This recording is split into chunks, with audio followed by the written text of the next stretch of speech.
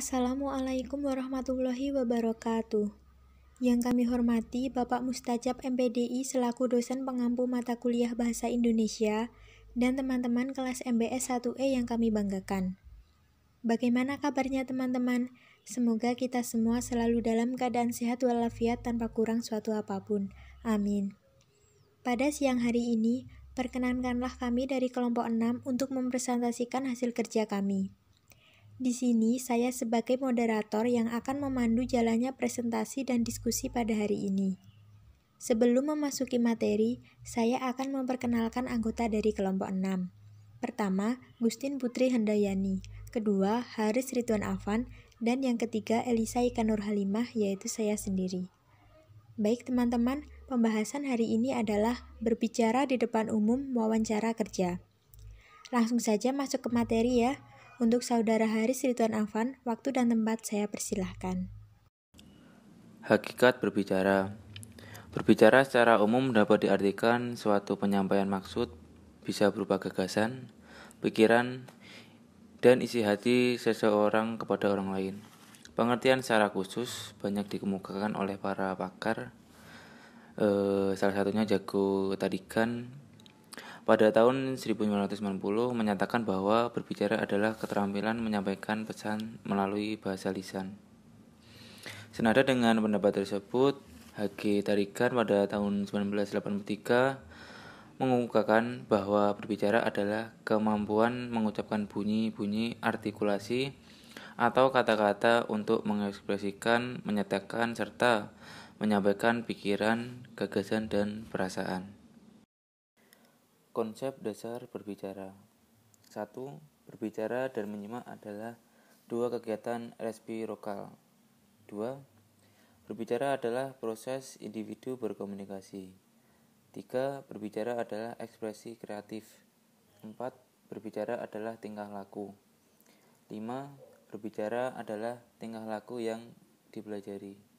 6. Berbicara dipengaruhi kekayaan pengalaman. 7. Berbicara adalah sarana memperlancar cakrawala. 8. Kemampuan linguistik dan lingkungan berkaitan erat. 9. Berbicara adalah pancaran pribadi. Berbicara adalah tingkah laku yang harus dipelajari dahulu, kemudian baru bisa dikuasai. Keterampilan berbicara merupakan keterampilan yang mekanistis. Semakin banyak berlatih, semakin dikuasai, akan semakin terampil seseorang dalam berbicara. Tidak ada orang yang langsung terampil berbicara tanpa melalui proses latihan. Gambaran kepribadian seseorang dapat diidentifikasi dengan berbagai cara, antara lain gerak-gerik, tingkah laku, kecenderungan, kesukaran, dan cara berbicaranya. Berbicara adalah mengelukiskan apa yang terjadi di hati, pikiran, dan kemauan seseorang. Oleh karena itu, berbicara adalah pancaran kepribadian. Pembahasan selanjutnya yaitu berbicara di depan umum. Berbicara di depan umum dilaksanakan dengan tujuan untuk memberikan informasi, memberikan pengetahuan, dan menjelaskan suatu proses. Semua hal yang berkaitan dengan berbicara di depan umum pada dasarnya membutuhkan ide-ide atau gagasan yang luas. Beberapa situasi yang dapat dikelompokkan ke dalam jenis berbicara di depan umum adalah 1. Kuliah dan ceramah. 2. Ceramah tentang perjalanan. 3. Pengumuman, pemberitahuan, dan maklumat. 4. Laporan. 5. Instruksi, pelajaran, dan pengajaran. 6. Pemberian sesuatu pemandangan atau adegan. 7. Pidato. Berbahasa Indonesia dengan santun. Berbahasa Indonesia dengan santun adalah menggunakan bahasa Indonesia dengan budi bahasa yang halus, nilai rasa yang baik dan penuh kesopanan, serta berusaha menghindari konflik antara pembicara dengan lawan berbicaranya di dalam proses berkomunikasi. Berbicara Indonesia dengan santun memungkinkan kita disenangi, disegani, dan dihormati banyak orang. Sebaliknya, jika berbahasa Indonesia tidak santun, kita dibenci, dicibir, direndahkan, dan tidak disenangi banyak orang. Hal-hal yang harus dihindari ketika berbicara. 1. Jangan memalukan, menghina, dan merendahkan lawan berbicara, sehingga tersinggung dan sakit hati. Contoh, anak itu bukan malas, melainkan bodoh. 2. Jangan menyombongkan, membanggakan, dan memuji diri sendiri di hadapan lawan berbicara. Contoh, anakku itu hebat, prestasinya luar biasa, setiap tahun menjadi juara kelas.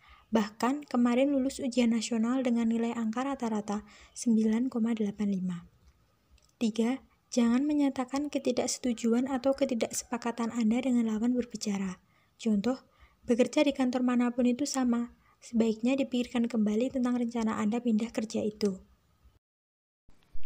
Kemudian materi yang keempat yaitu wawancara kerja. Bagi perusahaan, wawancara merupakan suatu kesempatan untuk menggali kualifikasi calon pegawai secara lebih mendalam dan melihat kemampuan serta kecocokannya pada posisi yang ditawarkan.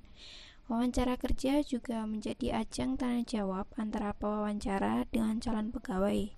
Selain itu, wawancara kerja juga sebagai sarana komunikasi antara calon pegawai dengan pewawancara. Walaupun pada konsepnya kegiatan wawancara kerja yaitu sang pewawancara bertanya dan kita menjawab, namun pewawancara tidak hanya puas dengan jawaban yang kita berikan, tetapi juga bagaimana cara kita menyampaikannya. Untuk itu, perlu diketahui beberapa tips dalam melakukan wawancara kerja. Yang pertama yaitu berbicara dengan jelas. Mitra bicara akan lebih mudah memahami apa yang kita bicarakan apabila kita berbicara dengan jelas. Lain halnya apabila berbicara tidak jelas seperti suara tertahan di tenggorokan, hal ini akan membuat mitra bicara kesulitan mendengar apa yang kita bicarakan karena suara tidak sepenuhnya keluar. Berbicaralah dengan tempo yang sedang, tenang, tidak terburu-buru, atau tidak terlalu santai. Apabila kita berbicara dengan tempo yang terlalu cepat, kemungkinan mitra bicara akan sulit mencerna apa yang kita sampaikan. Sebaliknya, apabila kita berbicara dengan tempo yang terlalu lambat, kemungkinan mitra bicara akan kurang nyaman dengan penyampaian kita. Kemudian atur juga suara kita agar jelas terdengar. Suara yang terlalu pelan membuat kita terlihat kurang percaya diri, sementara suara yang terlalu keras membuat kita terlihat agresif. Jadi, gunakanlah suara yang sedang saja, agar mitra bicara menjadi nyaman menyimak penjelasan kita. Yang kedua yaitu gunakan bahasa yang baik dan sopan. Kita tidak boleh memakai bahasa gaul atau bahasa sehari-hari. Hindari menggunakan sapaan yang tidak sopan, karena hal itu terkesan seperti sedang berbicara dengan teman sendiri. Bahasa yang baik dan sopan adalah bahasa Indonesia yang formal. Yang ketiga yaitu perhatikan apa yang disampaikan pewawancara. Kita dituntut untuk fokus memperhatikan apa yang disampaikan pewawancara agar kita dapat memberikan jawaban yang relevan. Namun, tidak ada salahnya untuk menanyakan kembali atau mencoba mengulangi pertanyaan yang diajukan untuk memastikan bahwa pemahaman kita benar. Namun, hal ini sebaiknya tidak dilakukan secara terus-menerus karena akan membuat pewawancara menjadi ragu mengenai kemampuan daya tangkap kita. Yang keempat yaitu perhatikan bahasa tubuh. Dalam wawancara kerja, bahasa tubuh juga memegang peranan penting. Gerakan nonverbal seperti mengangguk atau sikap tubuh yang agak condong ke depan akan menunjukkan bahwa kita tertarik dengan apa yang disampaikan oleh pewawancara. Pastikan pula untuk menjaga kontak mata dengan pewawancara, karena kontak mata penting dalam proses komunikasi, tak terkecuali wawancara kerja. Hindari bahasa tubuh yang diartikan negatif, seperti menggoyangkan kaki, mengetuk-ngetuk jari, atau menghindari kontak mata. Yang kelima yaitu hindari kalimat bertele-tele. Pada saat berbicara, hindari kalimat yang panjang dan lebar. Cobalah mengemas kalimat menjadi singkat dan jelas, tetapi tetap menarik. Tunjukkanlah bahwa kita adalah orang yang tepat untuk posisi yang ditawarkan. Ceritakanlah kemampuan dan pengalaman yang relevan dengan posisi tersebut. Hindari mengkritik atasan atau rekan kerja sebelumnya, karena ini menunjukkan sikap yang tidak profesional. Berbicara dengan kalimat yang panjang dan lebar akan membuat pewawancara bosan dan ragu dengan apa yang kita bicarakan.